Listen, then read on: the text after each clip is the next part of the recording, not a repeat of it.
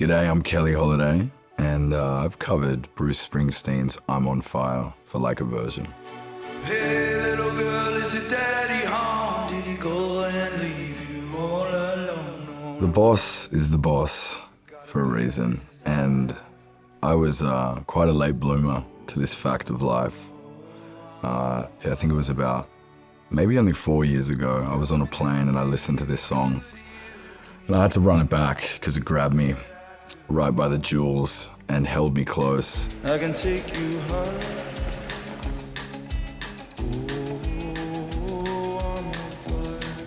It's very powerful in its simplicity. It's horny. It's a really horny song, but it's also haunting. And there ain't too many out there that can nail it like Brucey Boy did on this, so it's just a belter of a song. I can take you high.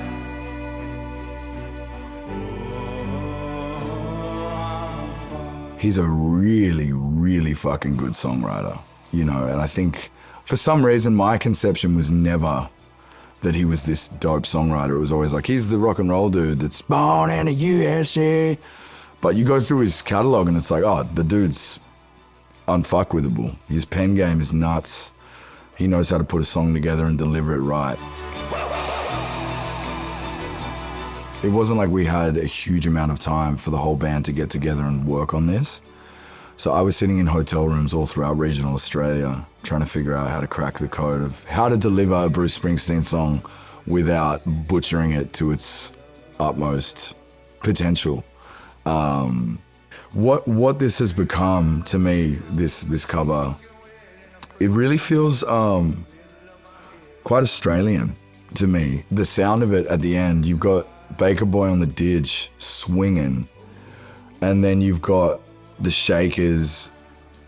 To me, it feels like I don't know. It feels like a kind of like pub energy at the end in a really joyful way, in a really celebratory way, which I love.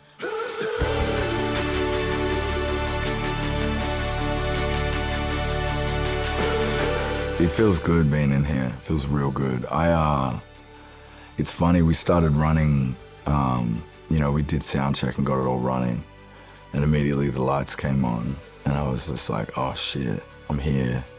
And then the sweat started pouring out of my brows and my pores, and I was like, oh God. But that's a good feeling. You know, it feels like kind of plugging in and letting it rip. And then whilst doing it, it's kind of just this beautiful, almost surreal experience, not to sound too deep about it, but it is beautiful. I mean, there's a moment there where Baker Boy was, playing the didge. It's just like, oh man, this is what it's all about. And Like a Version, I think it's a really strong reference point for great music, but also great Australian music in general. It's always championed Australian music, and it's where a lot of international people find their music. So to be on the platform alone is a huge honor, but when you're in here, you can kind of feel it in the walls a bit. You feel it in the air. It feels good.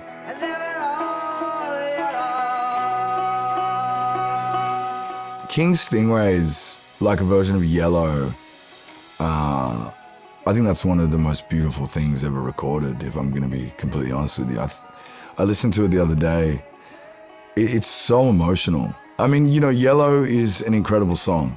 Of course it is. Coldplay have got smacks for a reason, but the way that King Stingray delivered that on that Like a Version, it fucks me up.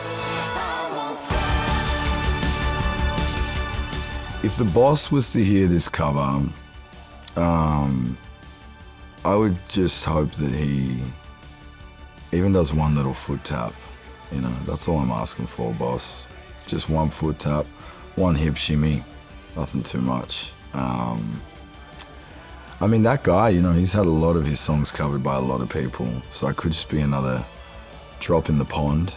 But if on the off chance that I'm not, let's have a beer, Bruce. Let's have a beer.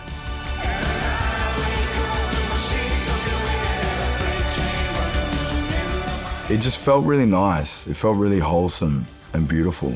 And, at the risk of sounding really cheesy, it was just fucking gorgeous. And I feel great. I feel really good.